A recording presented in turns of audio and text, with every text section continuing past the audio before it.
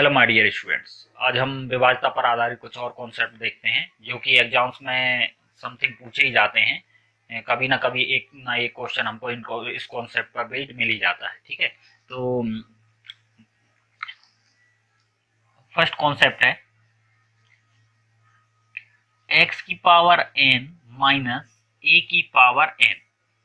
X की power N minus ए की power N, ये एक्स माइनस ए से सदैव विभाजित होता है।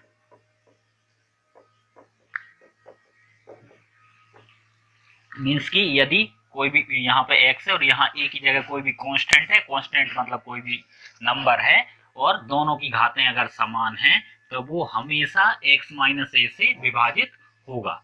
ठीक है, और यही x प्लस ए से विभाजित होगा। ये x की पावर n माइनस ए की पावर n x प्लस ए से विभाजित होगा यदि यदि यदि जो घात है हमारी, मतलब जो n है, घात है n, वो n क्या हो, सम संख्या हो। अगर हमारी घात सम हुई, मतलब कि जो n है, n अगर सम संख्या हुई तो उसमें x माइनस ए का भाग तो जाएगा, x प्लस ए का भाग भी उसमें चला जाएगा। इस पर बेस्ड हम कुछ एक एग्जाम्पल से देखते हैं जिससे आपको पूरा कंप्लीट समझ में आ जाएगा कि एक्चुअल में है क्या। देखो example first, x square minus 4 निम्न में से किससे पूर्णतः विभाजित होगा। अब देखो एक्स स्क्वायर माइनस 4 है, तो ये जो 4 है इसको हम 2 का स्क्वायर लिख सकते हैं। एक्स स्क्वायर था और इस 4 को हमने क्या लिख दिया, 2 का स्क्वायर। तो अब हमारा जो एक्स स्क्वायर माइनस 4 था ये हमारा क्या बन गया, एक्स स्क्वायर माइनस 2 का स्क्वायर। मतलब ये हमारा किसके जैसा दिखने लगा, एक्स की पावर एन माइनस ए की पावर एन।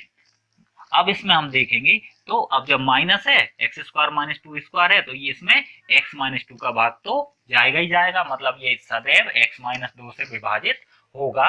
लेकिन ये एक्स प्लस 2 से भी विभाजित हो सकता है। क्या होगा इसमें, एक्स प्लस ए से भी विभाजित होता यदि एन क्या होता है, सम। अब हम देखेंगे घात, और जो घात है हमारी, ये घात क्या है, दो, दो मतलब कि क्या है, सम। तो घात सम है, इसका मतलब है कि ये x प्लस 2 से भी विभाजित होगा। तो x माइनस 2 से भी विभाजित होगा और x प्लस 2 से भी विभाजित होगा। इसलिए जो हमारा ऑप्शन है वो सही ऑप्शन कौन सा हो जाएगा, option number C. Second question देखते हैं। सेकंड क्वेश्चन है एक्स क्यू माइनस 27 निम्न में से किससे पूर्णतः विभाजित होगा। चार ऑप्शन है हमारे पास में, एक्स माइनस 3 से, एक्स प्लस 3 से, एक्स माइनस 3 भाग एक्स प्लस 3 से, या फिर इनमें से कोई नहीं। ठीक है, तो इसको भी हम इसी के जैसा बनाने की कोशिश करेंगे। ये एक्स की पावर क्या है, 3। अच्छा, ये जो 27 है इसको भी किसी की पावर 3 लिखा जा सकता है। ठीक है, जो x की पावर 3 है ये तो ऐसे ही रहा। ये जो 27 है इसको हम 3 की पावर 3 लिख सकते हैं, 3 की घात 3। 3 की घात 3 को आप सॉल्व करोगे तो क्या आएगा आपका, 27 ही आएगा, मतलब कि 27 आएगा। ठीक है, अब ये बिल्कुल हमारा किसके जैसे देखने लगा, एक्स की पावर एन माइनस ए की पावर एन। अब जो एक्स की पावर एन माइनस ए की पावर एन है, माइनस वाला है, तो माइनस वाले में हमेशा माइनस वाले का तो भाग जाता ही जाता है, चाहे घात सम हो या विषम हो। तो मतलब हमारे एक्स क्यू माइनस 3 की पावर 3 में जो है वो x माइनस 3 से तो भाग जाएगा ही जाएगा। तो x माइनस 3 से तो भाग जाएगा ही, मतलब हमारा ऑप्शन अब ए भी हो सकता है और क्या हो सकता है, सी ऑप्शन भी हो सकता है। ठीक है, लेकिन प्लस से भाग जाने के लिए क्या कंडीशन है हमारी कि भाई x प्लस ए से भी विभाजित होगा यदि जो हमारा n है वो घात क्या होनी चाहिए, सम होनी चाहिए। तो जो घात है वो घात हमारी क्या है, ये 3 है, ये घात, और घात हमारी क्या है, ये विषम। इस कंडीशन में तो घात क्या थी, सम, और घात अगर सम होगी तो वो प्लस वाले से भी विभाजित होता है। लेकिन यहाँ पर हमारी घात क्या है, विषम है। विषम है इसका मतलब है x प्लस 3, ए की जगह क्या है हमारा 3 है, तो x प्लस 3 से ये विभाजित नहीं होगा। ठीक है, हाँ यदि ये घात सम होती तो ये x प्लस 3 से भी विभाजित होता। तो हमारा सही ऑप्शन कौन सा आ जाएगा, option number A. Option number C भी सही हो सकता था यदि ये x प्लस 3 से विभाजित होता, और x प्लस 3 से कब विभाजित होता, जब हमारी ये जो घात है ये विषम की जगह क्या होती, सम।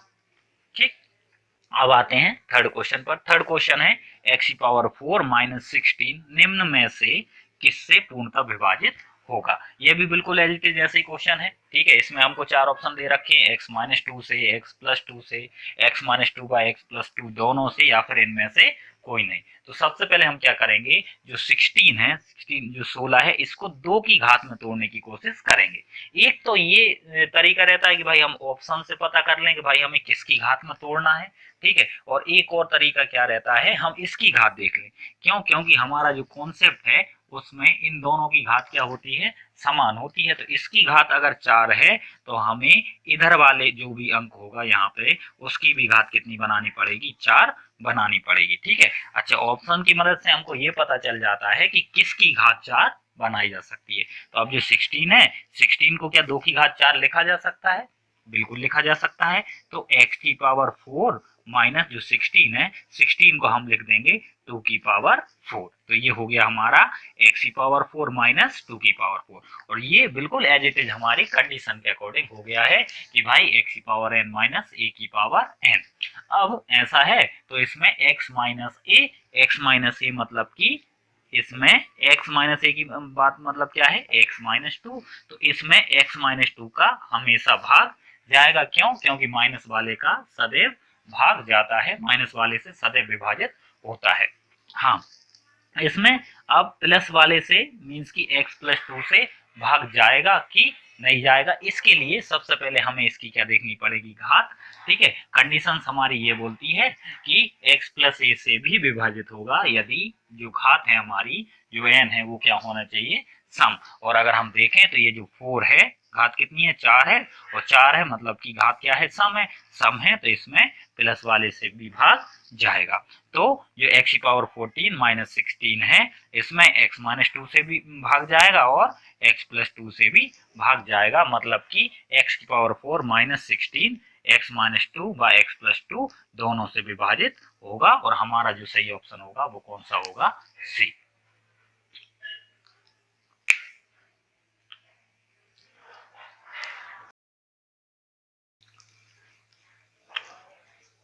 अब विभाज्यता का हम सेकंड कॉन्सेप्ट देखते हैं, x⁴n प्लस a⁴n मीन्स की x⁴n प्लस a⁴n हो। इससे पहले हमने देखा था x⁴n माइनस a⁴n का कॉन्सेप्ट।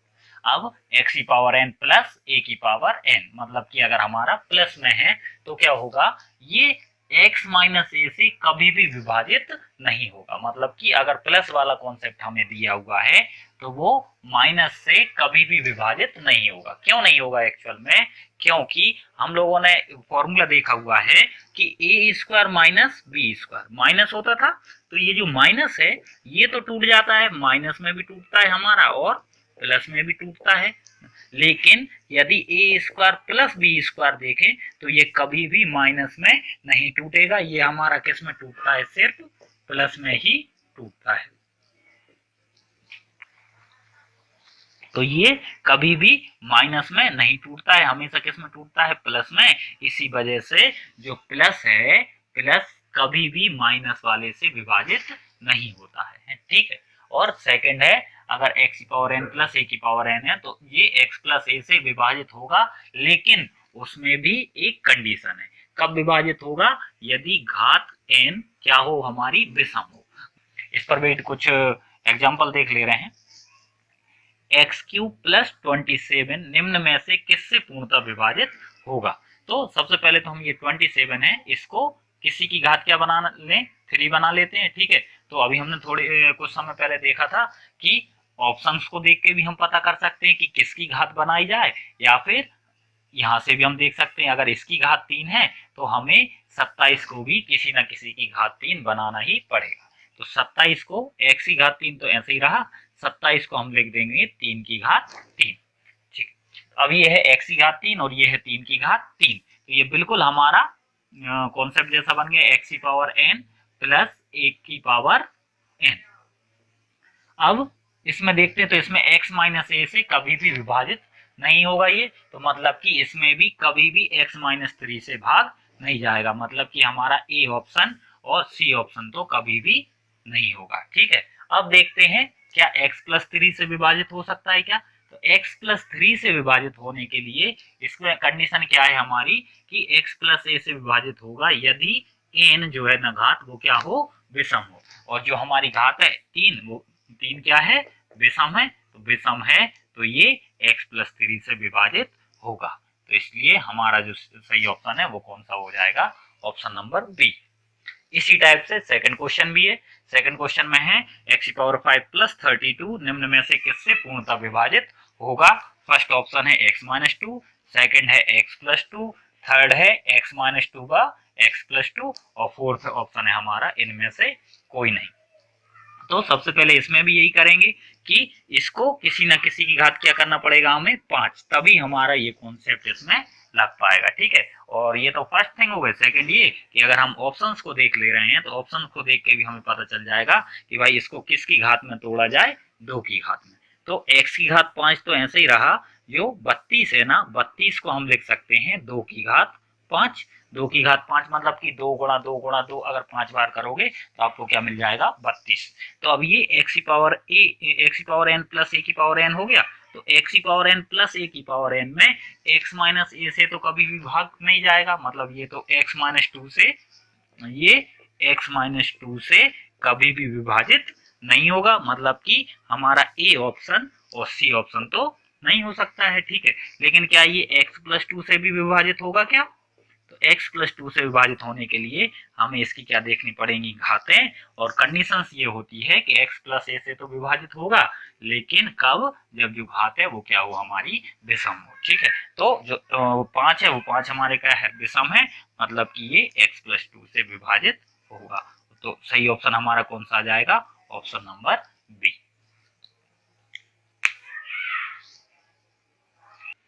विभाज्यता का थर्ड कॉन्सेप्ट है, इसमें है x power n minus 1 x minus 1 से सदैव विभाजित होता है, मतलब कि x power n minus 1, x power में कुछ भी हो, n हो, n घात कुछ भी हो और माइनस में 1 हो, वो हमेशा x माइनस 1 से विभाजित होगा। और x power n minus 1 x plus 1 से भी विभाजित होगा यदि जो घात है हमारी, जो n है, वो क्या हो, सम हो। ठीक है, तो x माइनस 1 का तो हमेशा विभाजित होगा, हमेशा भाग जाएगा x माइनस 1 से। x प्लस 1 से भी भाग जा सकता है यदि शर्त बस इतनी है कि जो n है हमारी घात है वो n क्या होना चाहिए, हमारा सम होना चाहिए। ठीक है, इस पर बेस्ड कुछ क्वेश्चंस देखते हैं। इस तरीके क्वेश्चन कभी ना कभी एग्जाम्स में पूछे ही गए हैं, इस वजह से इनको बड़े ही ध्यान से देखना। इस तरीके के क्वेश्चन एग्जाम्स में लगभग आते हैं। एग्जाम्पल फर्स्ट है x पावर 8 माइनस 1 निम्न में से किससे पूर्णतः विभाजित होगा। ए ऑप्शन है x माइनस 1 से, बी है x प्लस 1 से, सी है x माइनस 1 व x प्लस 1 से, और डी है हमारा इनमें से कोई नहीं। ठीक है, तो जैसे ही हम देखेंगे x पावर n माइनस, और ये क्या हो गया हमारा 1।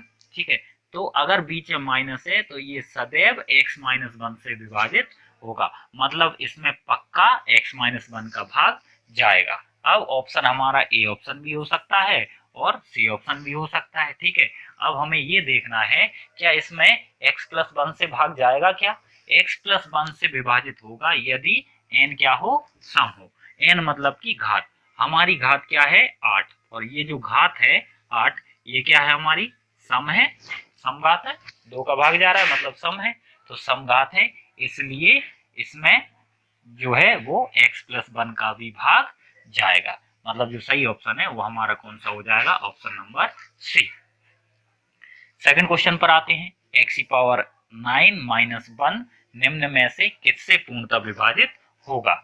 ए ऑप्शन है x माइनस 1 से, बी ऑप्शन है x प्लस 1 से, सी है x माइनस 1 व x प्लस 1 से, और डी है इनमें से कोई नहीं। ठीक है, तो अब वही है x पावर n माइनस 1 है, हमको बिल्कुल समझ जाना है कि भाई ये कौन से वाले कॉन्सेप्ट का है, ये थर्ड वाले कॉन्सेप्ट का है जिसमें कि x पावर n माइनस 1 होता है।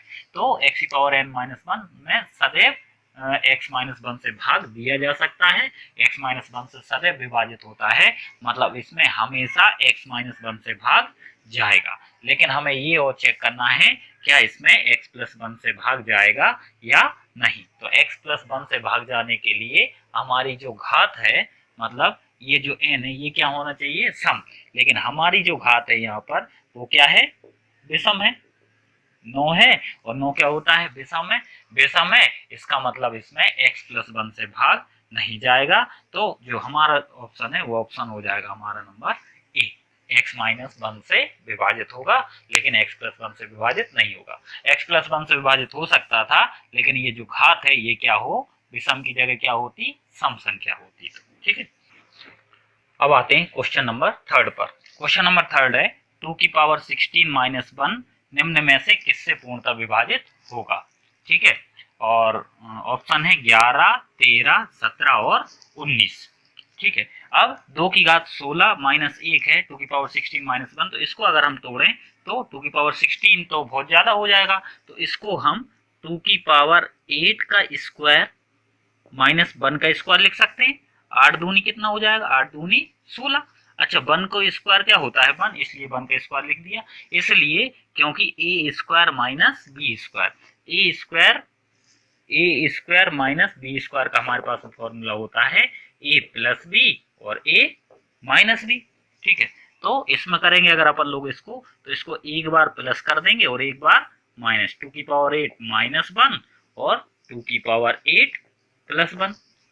अब 2⁸ देखें तो 256, वो भी ज्यादा हो जाएगा। हमें जो संख्या देखनी है वो देखनी है 11, 13 और 17 और 19, इनमें से किसी से विभाजित हो। तो इसको फिर से तोड़ते हैं। 2⁸ है, इस 2⁸ को हम, इस 2⁸ को ये लिख सकते हैं 2⁴ माइनस 2⁴ का स्क्वायर माइनस 1 का स्क्वायर। इसको 2⁴ उसका स्क्वायर, 4 दूनी कितना हो जाएगा, 8 हो जाएगा, और -1 का ऐसे ही लिखा जा सकता है, और 2⁸ +1 ये एज इट इज होगा। तो ये अलग रख लिया और 2⁸ +1 ये एज इट इज ले लिया। ठीक है, अब जो 2⁴ का स्क्वायर है -1 का स्क्वायर, ये फिर से बन गया हमारा ए स्क्वायर माइनस बी स्क्वायर। तो ए स्क्वायर माइनस बी स्क्वायर का मतलब क्या होता है, ए प्लस बी और ए माइनस बी, मतलब कि 2⁸ +1 और 2⁸ -1, 2⁸ +1, ये पूरा हमारा a है और ये क्या है b। तो a माइनस बी और a प्लस बी, 2⁸ +1 और 2⁸ -1, और ये 2⁸ +1 ये एज इट इज रहेगा ऐसे। अब ये 2⁸ +1 है, तो 2⁸ कितना होता है, 2 की घात 4 होता है 16, तो 16 और 1 17 गुणा 16 - 1 15। ठीक है, और इसको अगर करना चाहो तो 2⁸ जो होता है वो होता है हमारा 256, 2 की घात 8 जो होता है वो हमारा 256 होता है। ठीक है, और 256 और 1 कितना हो जाएगा, 257। अब हम देख लें, ये अगर देखते ही पता चल रहा है इसमें किससे सीधा सीधा भाग चला जाएगा, 17 से, मतलब कि ये जो 2 की घात 16 - 1 है वो किससे पूर्णतः विभाजित होगा, 17 से पूर्णतः विभाजित होगा, क्योंकि 17 इसमें मल्टीप्लाई में दिया हुआ है। तो इसी के साथ ही विभाजिता के जो तीनों कॉन्सेप्ट थे वो भी कंप्लीट हो गए हैं। किसी न किसी एग्जाम में एक ना एक क्वेश्चन हमें इनसे मिल ही जाता है।